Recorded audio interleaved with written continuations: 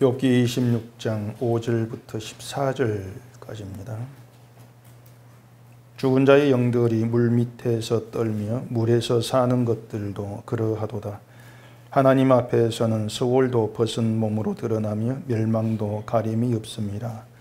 그는 북쪽을 허공에 펴시며 땅을 아무것도 없는 곳에 매다시며 물을 빽빽한 구름에 싸시나 그 밑에 구름이 찢어지지 아니하느니라. 그는 보름달을 가리시고 자기의 구름을 그 위에 펴시며 수면의 경계를 그으시니 빛과 어둠이 함께 끝나는 곳이니라. 그가 꾸짖으신즉 하늘 기둥이 흔들리며 놀라느니라. 그는 능력으로 바다를 잔잔하게 하시며 지혜로 라합을 깨뜨리시며 그의 입김으로 하늘을 맑게 하시고 손으로 날렵한 뱀을 무찌르시나니 보라, 이런 것들은 그의 행사의 단편일 뿐이요 우리가 그에게서 들은 것도 속삭이는 소리일 뿐이니 그의 큰 능력의 우레소리를 누가 능히 헤아리랴. 아멘. 기도하겠습니다. 하나님 아버지, 어리석고 무지한 저희들이 또 이 시간 말씀을 대합니다. 하나님의 그 말씀을 알 수 없는 것이 저희들인데 우리 이 땅을 살아가면서 늘 나의 믿음과 나의 의로 모든 것을 할 수 있고 하나님을 기쁘게 할 수 있다는 놀라운 착각 속에 빠져 살아갑니다. 이 시간도 말씀 앞에서 인간이 어떠한 존재인지를 깨달아 알게 하시고 하나님의 그 크신 사랑과 자비하심이 우리에게 어떠한 은혜와 복으로 다가왔는가 깊이 알아가는 복된 시간 되게 하시옵소서. 예수님 이름으로 기도합니다. 아멘. 그 대개 목사님들이 갖고 있는 큰 오류 중에 하나가 뭐냐면은 목사는 남을 가르치는 사람이다, 그렇게 생각을 하는 겁니다. 일단 일반 교인들도 목사에 대해서 어떤 고정된 생각이 있어요. 목사는 일단 믿음이 이제 좋다, 또 성경도 많이 안다, 또 하나님에 대해서도 잘 알고 있다. 그렇기 때문에 그보다 더 이제 수준이 낮은 교인들을 가르칠 수 있는 자격이 목사에게 있다. 그런 생각들을 거의 다 이제 갖고 있을 겁니다. 아마 그 모든 거의 목사님들이 이제 그런 생각을 갖고 뭐 목회라는 걸 한다, 그렇게 이제 볼 수가 있는데 그게 잘못된 것이다. 생각 자체가 이렇게 말할 수밖에 없는 것은 만약에 목사에게요 믿음이 있고 또 목사가 성경도 알고 또 하나님을 안다면은 그 모든 알미 목사에게서 어떻게 나와야 되냐면은 목사 나도 죄인이다, 그렇게 자각하게 되어 있습니다. 그게 없이 뭔가 안다고 하는 것, 저는 그것을 안 믿어요. 성경의 알미라는 것은 늘 그래 너는 누군가를 가르칠 만한 실력이 있어, 이렇게 나를 인정해 주는 것이 아니고 네가 뭘 알고 있다 할지라도 너 역시도 예수 그리스도의 그 피의 은혜가 없이는 구원되지 못할 그러한 존재일 뿐이야. 늘 그렇게 선언이 되고 있는 것입니다. 그게 이제 복음이란 말이에요. 그래서 복음이라고 하는 건 사람을 어떤 수준차, 실력차 이렇게 나누지를 않습니다. 뭐 믿음 좋은 사람, 믿음 좀 나쁜 사람, 또 성경을 뭐 많이 아는 사람, 적게 아는 사람, 이런 식으로 사람을 나누지를 않아요. 그게 복음이거든요. 그런데 사람들이 그 복음의 의미를 이제 잘 깨닫지를 못하니까 또 복음의 어떤 능력이라는 것도 알지를 못함으로 인해서 그 복음이라고 하는 것이 나를 높이는 것이 아니고 나를 친다, 그걸 모르는 거예요. 그래 여러분들이 늘 그 주지하셔야 될 것은 여러분이 예수님의 말씀을 알고 또 십자가를 알아가고 복음을 알아가신다면 늘 그 복음은 여러분을 친다, 나를 친다, 그렇게 좀 생각을 해 주셔야 됩니다. 그게 복음의 기능이고 역할이니까 그렇게 나를 침으로써 내 존재됨을 포기하시면서 예수께 우리를 끌어가는 거예요. 그게 복음과 나의 관계란 얘기입니다. 근데 지금의 이제 욥 친구들이 욥을 대하는 걸 보면은 꼭 가르치고 있는 것입니다. 지금 가르치는 그런 위치에서 욥을 대하고 있는 걸 볼 수가 있죠. 마치 믿음 좋은 척하는 목사가 뭔가 믿음이 없다고 생각되는 교인을 이제 대하는 것처럼 그렇게 욥을 대하고 있는 겁니다. 그 관계들을 보면은. 그래서 욥 친구와 욥 이들의 그 말에 담긴 분위기가 지금 어떻게 드러나는가 하면은 욥 친구들의 그 말이 우리가 너보다 좀 나으니까 우리 말 좀 듣고 배우라는 그런 식의 분위기가 굉장히 많아요. 제발 좀 듣고 배워 그것입니다. 근데 욥의 친구들이 그 하나님에 대해서 말하는 것을 보면은 하나님을 분명히 모르고 있는 건 아니에요. 그 말 보면은 잘 알아요.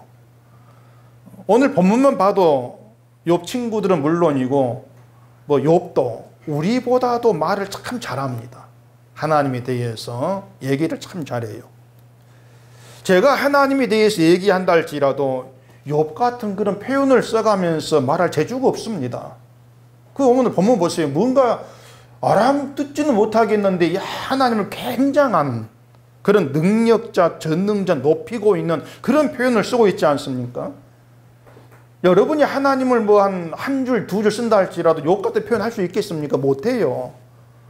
기껏해야 뭐 하나님은 전능하신 분 이런 게 다 나오지. 하나님이 한번 뭐 뭐라 하니까 하늘 기둥이 흔들리고 그런 말 우리 표현이 안 나오는 겁니다.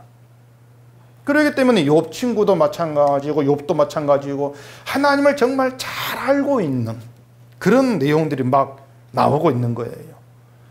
그런데 욥의 말이나 그 친구들의 말을 보면서 할 말은 하나 있습니다. 그건 그냥 인간의 지혜일 뿐이라는 겁니다. 인간의 지혜일 뿐이다.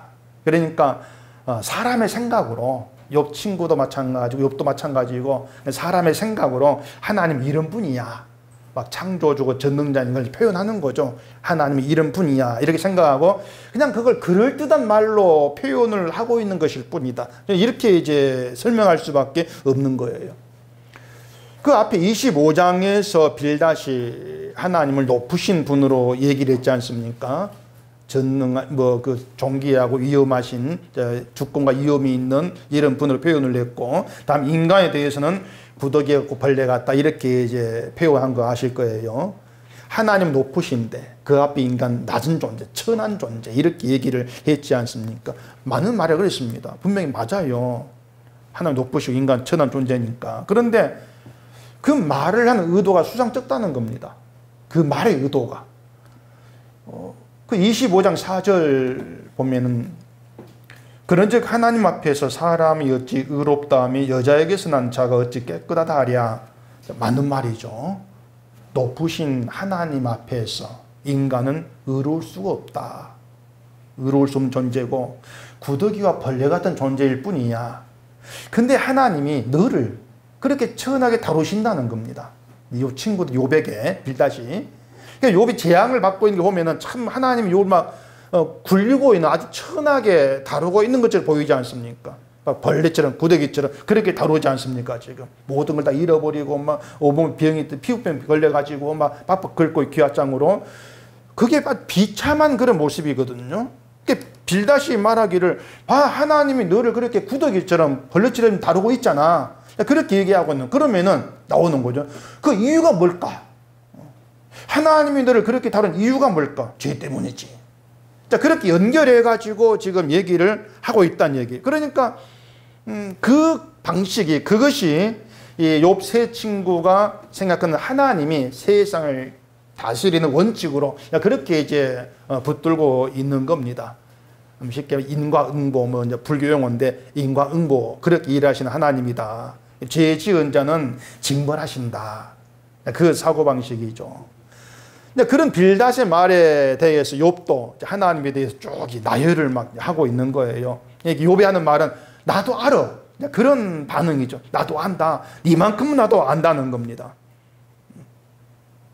그러니까 네가 하나님에 대해서 얘기한 걸 내가 모를 줄 아느냐? 아마 그런 뜻으로 지금 욥이 26장에서 그렇게 대꾸를 하고 있을 거예요. 그렇게 욥과 세 친구의 생각은 서로 이제 평행선입니다. 생각이 서로 만나지를 못해요. 정말 못 만납니다.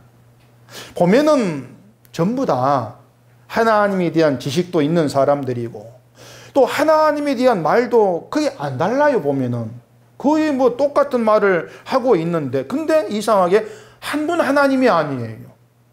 욥의 하나님과 그 친구들의 하나님이 달라요. 하나님에 대한 인생 같은데 그 욥 친구들의 생각에 대해서 제가 뭐 자주 말씀을 드려서 아실 것인데 다시 한번 확인해 보십시다. 지금 욥에 대한 그 친구들의 그 생각 그게 뭐냐면은 믿음의 결과는 세상적인 것으로 드러난다는 겁니다. 눈에 보이는 것으로 드러난다. 쉽게 하면 믿음의 열매는 그렇게 알고 있는 겁니다. 그게 뭐냐면 잘 되고 잘못되는 것으로 그렇게 믿음의 결과가 드러난다는 거죠. 간단히 말하면 이제 뭐 아시는 대로 예수 잘 믿으면 복 받는다는 겁니다.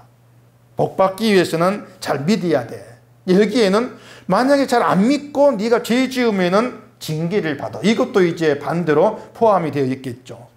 복 받으려면 잘해 좀. 그런 뜻이란 말이에요. 친구들은 그런 시각을 가지고 욥의 고난을 해석하고 생각을 하고 있는 겁니다. 복을 받았다면은 그 이유가 인간에게 있다. 뭔가 잘해서 복을 받는 것이고 잘 되는 거야. 이런 이제 생각이 있는 것처럼 징계를 받았으면은 그 이유 역시 너에게 있어. 그렇게 모든 조건과 이유를 인간에 갖다 이제 붙이는 거예요. 그 목사들이 뭔가 좀 잘된 일이 있으면은 그걸 보고 거의 모든 분들이 하는 말이 뭔지 압니까? 목사니까 복 받았다. 이런 말을 많이 합니다. 목사니까, 목회를 하니까, 하나님께 봉사하니까 네가 잘 됐어. 저는 그런 말 들을 때는 그러면 좀 고생한 사람 뭐지? 그 생각이 푹 드는 거예요. 목사하면서 고생하고 힘든 분이 많이 있거든요. 그분들은 목회를 잘못해서 저러나? 그러니까는 이 사람들이 자꾸 눈에 보이는 걸 가지고 뭔가 재단을 하고 그걸 갖다 붙여가지고 설명을 하려고 그런 습성에서 벗어나지를 못합니다.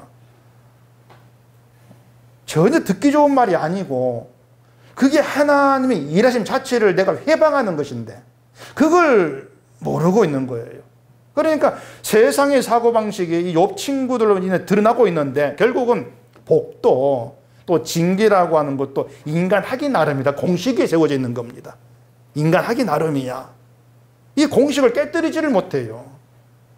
이게 친구들 주장의 핵심이죠. 여러분은 이제 그 생각이 잘못됐다는 걸 잘 아실 거예요. 그동안 이제 저에게 들어오신 것이 있으니까 땅에서 잘 되는 거 어쨌든 복은 아니다. 그걸 아실 겁니다. 송하면 제가 모르겠지만 어떻든지 간에 땅이 잘 된 복은 아니야. 그런 상식은 갖고 있겠죠. 그래서 아마 욥 세 친구의 생각과 나는 다르다. 또 이런 계산이 있을지도 모르겠어요. 그런데요, 이 친구들이 원인과 조건을 인간에게 두고 따진다겠죠. 그것처럼요, 잘 믿어서 복 받는 것은 없어. 그걸 알고 있다 할지라도 여러분들이 우리가 늘 나도 모르게 붙들고 있는 사고방식이 뭐냐면 늘 어떤 조건과 이유를 내가 챙기고 있다는 겁니다. 나도 모르게. 그게 습성이거든요. 조건과 원인을. 그러니까 그게 인간 습성이기 때문에 사람들은 항상 그래요. 내가 이렇게 하면 또 내가 저렇게 하면 이 생각에서 벗어나지를 못합니다. 마치 거기 어떤 덫처럼 딱 잡고 있어, 인간을. 그러니까 그걸 좀 우리 간파를 해야 한다는 거예요. 내가 이렇게 하면 저렇게 하면 어떤 그 조건과 이유를 내가 자꾸 붙들고 있기 때문에 뭐가 자꾸 튀어나오냐면은 내가 어떻게 하는 게 신자다운 것인가 이런 문제 고민하잖아요. 그게 조건과 이유를 내가 갖고 있다는 거예요. 내가 어떻게 하는 게 신자다운 것이지? 신자다워진 어떤 행동이 따로 있다 생각하는 거죠. 그 조건과 이유가, 원인이. 그래서 그 조건과 이유를 내가 갖추면은, 신자답게 보일 거야.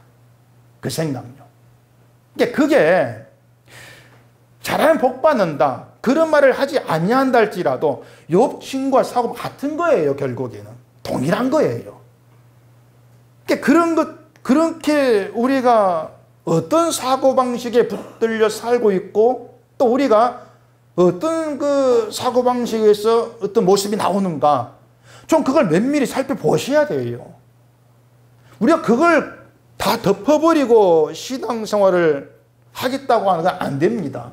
그 멍청하게 그냥 아무것도 보지 못하고 살아가는 것밖에 안 돼요. 그래서 제가 늘 성경을 이제 가지고서 우리가 미처 간파하지 못하는 인간 습성들, 그런 것들을 제가 계속 부지런하게 말씀을 이제 드리고 있는 것인데, 그런 좀 말을 들으시면서, 그렇다. 내는 아니라고 생각했던 것이 나도 맞구나. 좀 그렇게 자신을 파악을 하셔야 한단 말입니다. 다시 얘기하지만 인간 습성은 조건과 원인을 늘 자기에게서 찾으려고 해요. 또 말씀드릴까요? 오전도 말씀을 드렸는데 은혜 받았다. 이 은혜 받았다고 하는 걸 여러분들이 마음 상태를 조건으로 해서 확인하시 판단하겠습니다. 내 마음 상태를. 그러니까 은혜 받은 마음이라면은 그 마음에 기쁨이 있어야 돼. 평강도 있어야 돼. 이렇게 내가 이제 계산하는 것이죠. 그게 조건과 이유가 되는 거예요. 은혜 받았다는 조건과 이유. 설교를 듣는데 감동이 된다. 그 감동된다는 가짜인 줄 몰라요. 그것을 나 은혜 받았다 이렇게 얘기해야죠. 제가 웃기는 것 중에 하나는 그 장모 목사님이 TV에 나와가지고 개그맨처럼 막 이제 장자 들어가 아실 것인데 막 하잖아요. 그걸 보면서 막 낄낄 웃다가 나 감동도 은혜를 받았어. 저는 그 은혜 받았다 말 들을 때마다 눈이 막 띄어. 저게 어째 은혜가 되지? 그래. 그러면 개혁 콘서트 보면 더 은혜가 더 되겠네. 사람들이 왜 그렇게 어리석냐면은 자꾸 내 마음을 가지고 내 마음이 즐겁고 내 마음을 가지고 움직이고 그러면 그것을 은혜로 착각을 한단 말이에요. 하나님의 은혜는 그렇게 우리에게 다가와지고 우리를 주장하고 하는 것이 아닙니다. 오전 얘기한 대로요. 은혜를 제대로 받게 되면요. 아파요. 아프고 정말 내가 예수께로부터 복음으로 도망치고 싶어지는 거예요. 제가 아주 오래전에 글을 쓴 게 하나의 제목이 지랄 같은 신앙입니다. 보신 분 기억날지 안 보시겠죠. 지랄 같은 신앙. 왜냐하면 신앙이 정말 지랄 같아요. 우리 계산대로 안 흘러가요. 내가 예수를 믿으면은 좀 기쁨도 있고 말이죠. 평강도 있고 좀 재미있고 즐겁고 그러면 좋겠는데 이 신앙이라는 게 우리가 그렇게 안 끌어가요. 다시 얘기하면 아파요. 아프고 속에 불평이 막 불만이 있고 불편해요. 근데 그렇게 아프고 불편이 있는 것을 붙들고 끌어가는 게 은혜예요. 그게 은혜란 얘기. 내 발로 갈 수 없는 길을 끌려가는 거예요. 내가 끌려가면 이걸 아는 게 은혜란 얘기예요. 이해하시겠습니까? 이런 은혜를 안 받아보신 분은 이해를 못해요. 그게 무슨 은혜인가 이렇게 반응하겠죠. 그러니까 우리의 그 인간의 습성이라고 하는 것이 늘 자꾸 나를 바라보고 있고 또 나를 이유로 하면서 살고 싶어 한다. 그게 인간이란 존재다. 믿음으로 복받고 잘 살고 싶어 하는 것이나 내가 은혜 받아가지고 기쁨과 평강을 누리고 싶어 하는 것이나 그렇게 나 중심, 그 모든 것이 나 중심, 나 위주로 사는 것은 똑같다. 이걸 도찐개찐 그럽니까? 똑같다. 그러니까 그런 생각이 이제 하나님에 대해서도 오해를 하게 자꾸 만드는 것이죠. 하나님도 인간에게서 나에게서 어떤 조건과 이유를 찾고 일하신다. 그런 착각들을 하는 거예요. 내가 뭔가 잘한 게 있을까? 이유 자꾸 찾으신다는 거죠. 근데 여러분 하나님은 우리에게서 그 어떤 이유 조건도 안 찾습니다. 절대 찾지를 않습니다. 왜냐하면 우리에게서 나올 수 있는 것은 악한 것이고 실패밖에 없습니다. 근데 하나님이 그런 우리에게 어떤 조건을 두고 일하신다면은 결국은 하나님의 일도 실패할 수밖에 없다. 이런 결론이 되지 않겠습니까? 예수님의 제자들도 그런 생각을 들은 적이 많잖아요. 요한복음 보면은 날 때부터 소경된 사람 보고 누구의 죄로 인한 것입니까? 이렇게 물었거든요. 그것도 조건과 이유를 인간에 두고 있는 거예요. 그러니까 소경되었다 날 때부터 저주받았다고 하는 것인데 그건 분명히 죄 때문일 거야. 저주인데 죄 때문 이렇게 연결이 생각하는 것이죠. 그게 인간에게 조건을 두는 거예요. 뭔가 죄가 있으니까. 또 이 죄 서로 누가 높은가 다퉜지 않습니까? 내가 높다 이런 식으로. 그것도 뭐 저마다 하나님 나라에서 내가 높임 받을 자격이 있다. 이게 싸우는 거죠. 그것도 결국은 자기의 공적을 따지는 거예요. 누가 더 열심히 했을까? 예수를 위해서. 난데 내가 높임 받아야지. 그렇게 나오는 것이 누가 높지? 그 다툼이에요. 그러니까 소경된 거에 대해서 예수님은 누구의 죄 때문은 아니다. 뭐라 했습니까? 하나님의 영광을 위해서다. 그 이해가 안 되죠. 아니, 날 때부터 소경돼가지고 그 사람이 고생하며 사는, 비참하게 사는 것인데, 그게 어떻게 하는 게 영광이 되는 것일까? 아무 조건도 없잖아. 영광을 위한 그 소경된 사람에게. 그러니까는 그런 말씀들이 뭐냐면은, 하나님의 영광을 이해하려면 네가 눈에 내가 소경되라. 이런 것이 아니고, 하나님의 영광을 위한 삶, 그 존재라고 하는 것은 인간의 조건이 없는 거야. 제자들 사고말 뒤엎는 거예요. 우리는 그러지 않습니까? 내가 하나님께 영광이 되려면 네가 뭔가 잘 돼야 되고 뭔가 좀 깨지지한 것이 아니고 좀 남들보다 번듯한 그런 어떤 삶이 돼야 되고 참 그렇게 생각하지 않습니까? 조건을 갖고 있는 거예요. 영광을 위한 조건이라는 것을. 근데 날 때부터 소경된 자가 하나 영광을 위한 것이라면은 아무 조건도 없는 거야. 그렇게 말씀을 하는 거죠. 그걸 여러분들이 좀 잘 늘 좀 아셔야 돼요. 그게 우리의 신앙의 정말 중요한 방향 설정에 중요한 문제로 늘 다가오는 겁니다. 오늘 본문의 욥의 말에도 보면은 그 하나님의 어떤 위대하심도 있고 또 하나님의 강하심도 있고 또 높으심도 있고 권능도 있고 그 내용들이 이해를 못하기 필요 없습니다. 그 모든 내용들이 하나님은 이렇게 높으신 분이고 강하신 분이고 위대하신 분이고 그걸 설명하고 있는 거예요. 다 그런 표현들이에요. 하나님에 대한 모든 게 좋은 말이 다 들어있는 것이죠. 5절 6절 봐볼까요? 죽은 자의 영들이 물 밑에서 떨며 물에서 사는 것들도 그러하도다. 하나님 앞에서는 수월도 벗은 몸으로 드러나며 멸망도 가림이 없습니다. 뭐 수월이나 죽은 자의 영들 뭐 다 이제 죽은 자의 세계 이걸 얘기하는데 죽은 자의 세계라고 하는 건 인간이 넘볼 수 없는 인간 영역 밖에 있는 제 세계가 아니고 우리가 모르는 세계예요. 근데 그런 죽은 자의 세계에 있는 영들도 하나님 앞에서 다 드러나고 뜬다는 거예요. 그만큼 하나님은 인간의 어떤 그 생각과 모든 걸 초월해서 위대한 그런 위치에 계신 분이다. 이걸 이제 설명을 하고 있는 거죠. 한마디로 말해서 하나님의 주는 힘이라고 하는 것은 살아있는 자에게 미치는 것이 아니고 죽은 자의 영이 존재, 물속까지 다 하나님의 힘이 미치는 거야. 그만큼 하는 다스림이 없는 것이 없다는 그런 표현인 겁니다. 그러니까 하나님에 대해서 아주 그 높이는 이제 그런 표현이죠. 근데 이런 말을 욥 친구들도 했어요. 욥만 그렇게 알고 있는 게 아니에요. 그 욥기 11장 한번 가보십시오. 욥기 11장 7절. 내가 하나님의 오묘함을 어찌 능히 측량하며 전능자를 어찌 능히 완전히 알겠느냐. 하늘보다 높으시니 내가 무엇을 하겠으며 서울보다 깊으시니 내가 어찌 알겠느냐. 그의 크심은 땅보다 길고 바다보다 넓으니라. 소발의 말입니다. 이것이. 소발이 한 말이에요.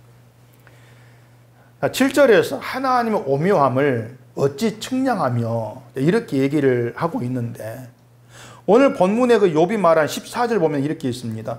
보라 이런 것들은 그의 행세 단편일 뿐이요 우리가 그에게서 들은 것도 속삭인 소리일 뿐이니 그의 큰 능력의 우레소리를 누가 능히 헤아리라. 헤아리라 이 말은 이전 성경에 누가 너희 측량하라 이렇게 되어 있습니다. 그러니까 하나님이 하신 일을 누가 헤아려 알 수가 있는, 다 몰라, 이러한 뜻인데, 소발도 하나님에 대해서 그런 얘기하고 있고 욥도 하고 있다는 얘기. 그러니까 하나님에 대한 지식이 서로 다르지가 않은데 똑같은 하나님을 얘기하고 있는데 어찌된 게 생각은 서로 평행선을 가고 있다. 안 맞다. 도저히 만날 수가 없다고 하는 겁니다. 전에도 말씀을 드렸는데 이 친구들이 이제 하나님에 대해서는 맞는 말을 하고 있는데 그것을 왜 맞다고 할 수가 없느냐는 것이 있습니다.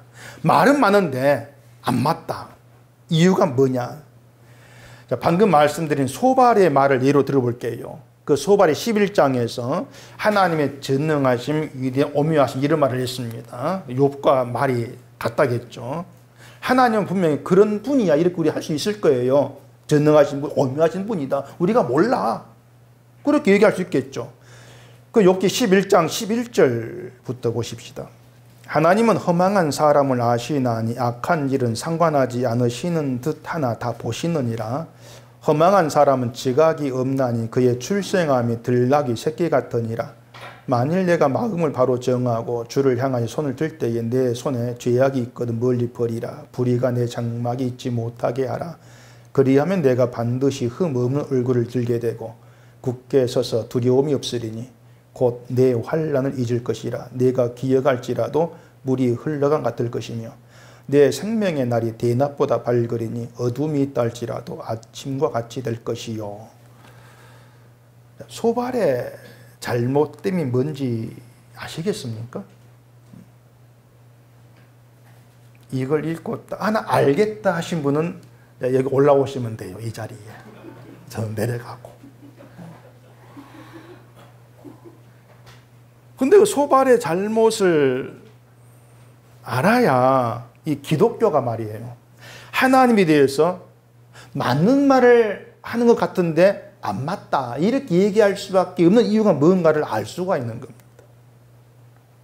자, 소발의 말 그대로 하면은 하나님은 전능하신 분이고 모르는 것이 없으시고 돕으시고 위대한 분입니다. 문제는요, 소발의 인간 중심으로 하나님을 얘기한다는 겁니다. 무슨 말인가 하면은 소발이 그랬죠. 네가 회개하고 죄악을 멀리하면은 모든 걸 다 아시고 권능 있는 하나님이 너로 하여금 환난 있게 할 거야.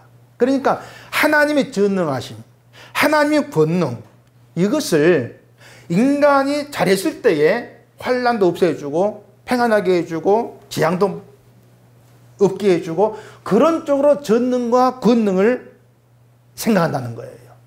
그게 잘못됨이라는 겁니다. 왜냐하면 하나님의 전능과 권능이라고 하는 건 말씀을 이루어내시는데 전능하신 권능인 것이지 인간을 환난 없애주고 그런 권능과 어떤 그 전능하심으로 활용되신 적이 없어요. 근데 사람들이 자기 중심으로 하나님을 생각하다 보니까 하나님이 전능하신 분이야 이렇게 얘기하면 그 전능하심으로 나를 평안케 해주십시오 이렇게 나온다는 얘기입니다.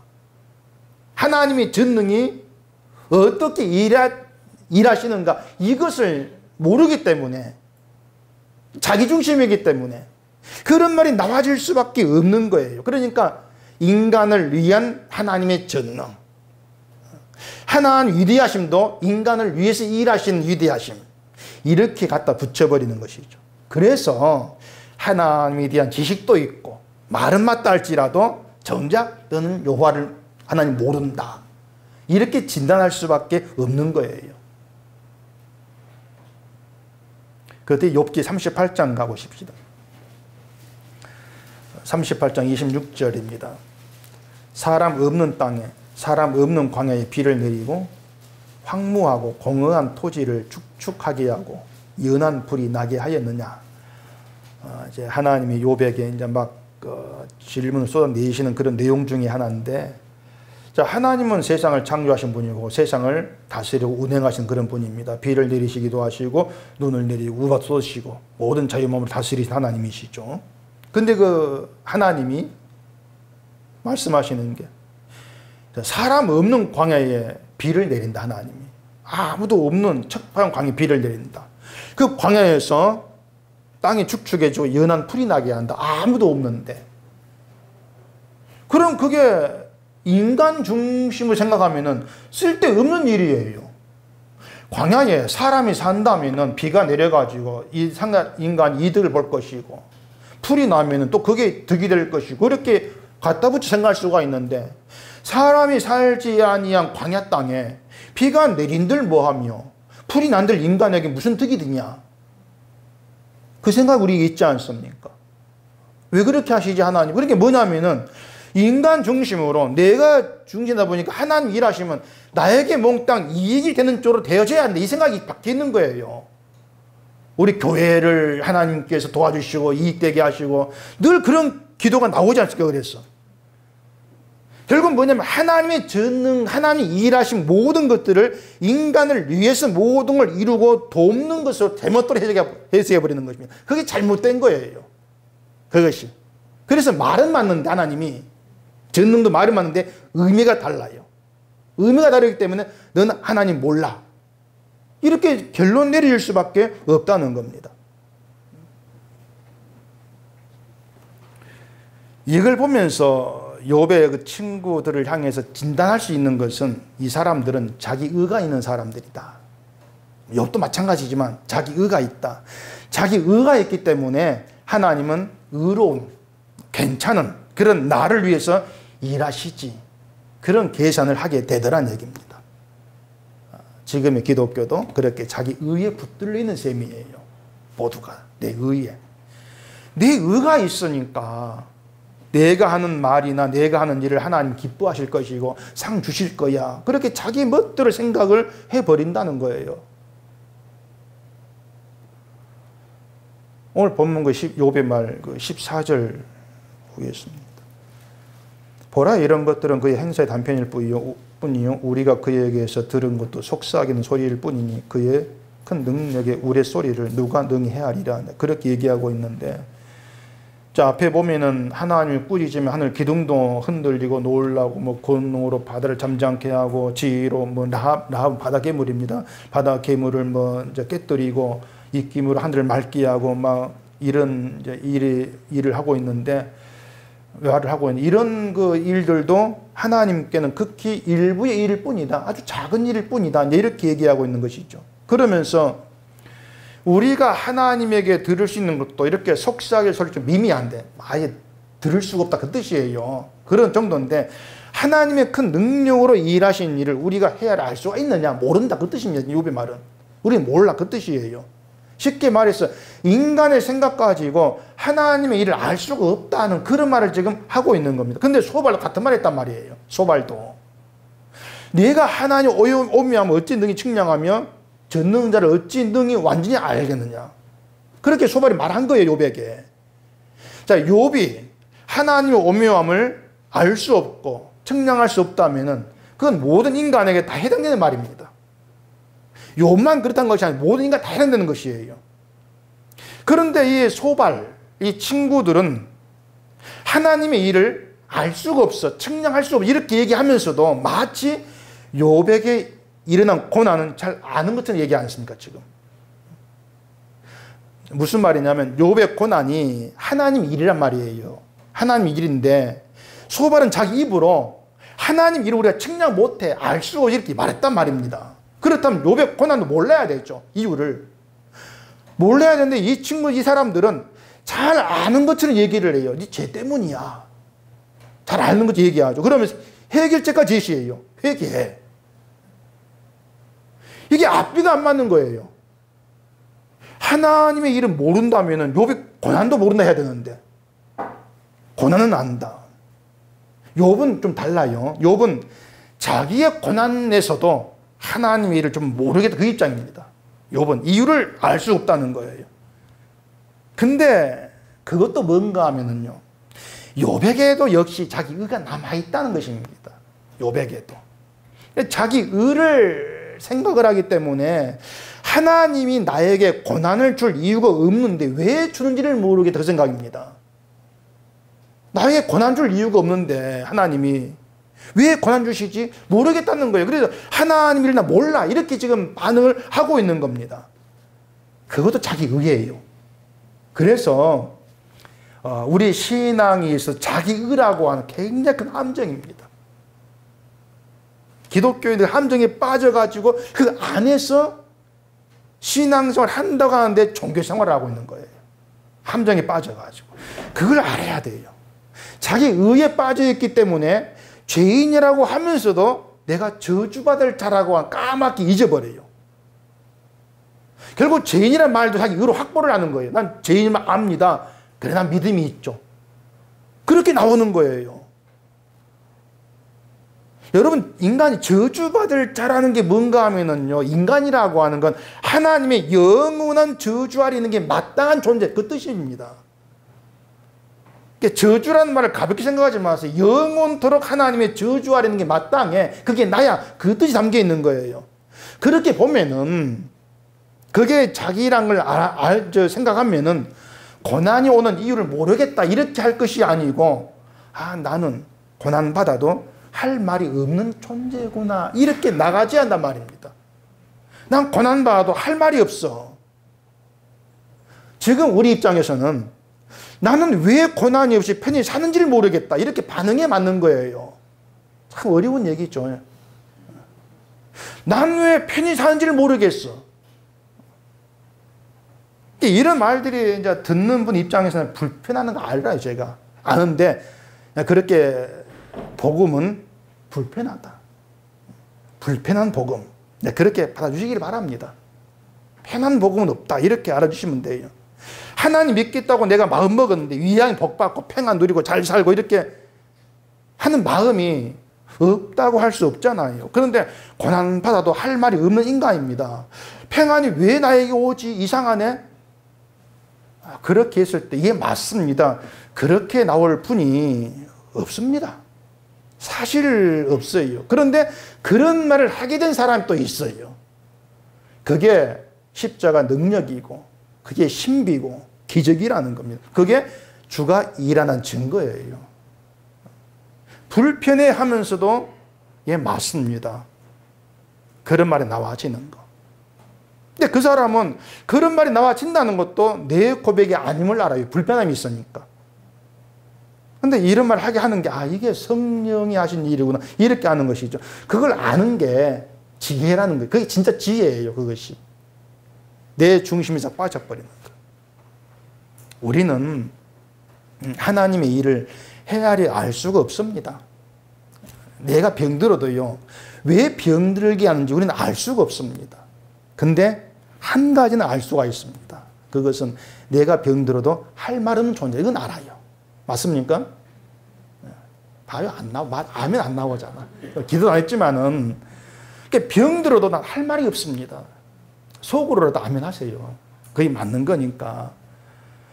그러니까 우리가 뭘 근거해가지고 뭘 이유로 우리가 내세워가지고 하나님아 병들게 하지 마세요. 이렇게 할 수 있냐 그 말입니다. 뭘 내세워가지고.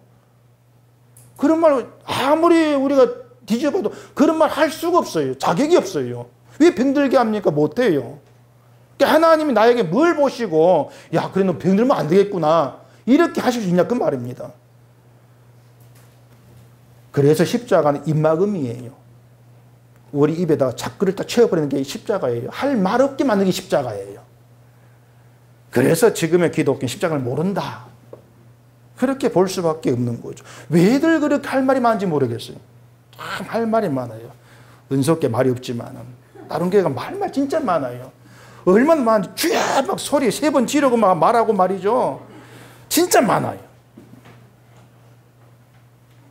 몇 달 전에 제 동생이 카톡으로 영상을 한 개 보냈는데 웬 할머니가 기도하는 영상을 저한테 보냈어요. 근데 저는 또 내 동생이 다니는 교회에서 뭐 교인이 기도를 잘해가지고 찍은 것이 봤는데 보니까 이제 예배당이 이제 시골 예배당 같아가지고 우리 동생 다니는 예배당 아니에요. 기도를 듣는데 그냥 시골 할머니 기도예요. 그냥 막 좀 시골 할머니식으로 막 유창한 어떤 연어가 아니고 그냥 할머니들 그런 구수한 막 그런 거 있지 않습니까? 막 하는 거예요. 그런데 이걸 왜 나한테 보냈지 했는데 맨 마지막 기도를 끝내면서 관세음보살 이렇게 하더라고요. 관세음보살. 그래서 그걸 듣고 추측하건대 이 할머니가 절에 다니다가 교회를 다니게 된 분인가 보다, 이제 이런 생각을 했고, 그리고 평소에 이제 절에서 이제 그렇게 기도하다 보니까 교회 와서도 이제 그런 버릇이 남아가지고 자주 그랬겠구나. 그래 옆에서 누군가 이걸 기도할 때 찍었겠구나. 이제 그 생각이 이제 들었습니다. 중요한 그게 아니고, 그 할머니 기도 끝에 관세음보살 이 말이 제 마음 왜 그렇게 파고든지 모르겠습니다. 은혜가 됐어요. 왜냐하면 이 한국교회 교인들의 기도가 그때 아멘 하는 게 다를 뿐이지 사실은 관세음보살 똑같아요. 관세음보살 하는 기도하고 다르지가 않아요. 어떤 분이 이런 얘기 했거든요. 교회 강단에다가 무당 불러가지고 양복을 입히고, 그 다음에 그 무당으로 하여금 무슨 귀신 그런 말 하지 말고 하나님, 예수님 말만 하게 하면은 교인들이 무당인 것을 눈치를 채지 못할 것이다. 이런 말을 합디다. 맞는 말입니다. 무슨 뭐 장군 귀신 뭐 동작이 이런 말 안 하고 하나님 십자가 예수 말하면서 그냥 그 무당 편하는 말을 하면은 뭐 교회가 하는 말과 별반 다르지가 않겠죠. 교회가 왜 그렇게 기울어졌는가 하면은 자기 중심, 내 중심으로 하나님을 찾기 때문에 그래요. 그래서 하나님이 일하시는 거 마치 내가 잘 아는 것처럼 그렇게들 떠들고 있는 겁니다. 욥의 친구들처럼 고난이 있으면 회개하면 된다. 참 쉽게 얘기하죠. 복 받으려면 봉상신 잘하면 되고요. 목사 잘 섬기면 복 받고 10일 잘하면 됩니다. 그런 것들이 뭐냐, 마치 하나님이 하실 일을 잘 알고 있는 것처럼 그렇게 얘기하고 있는 거예요. 하나님 잘 알고 있는 것처럼.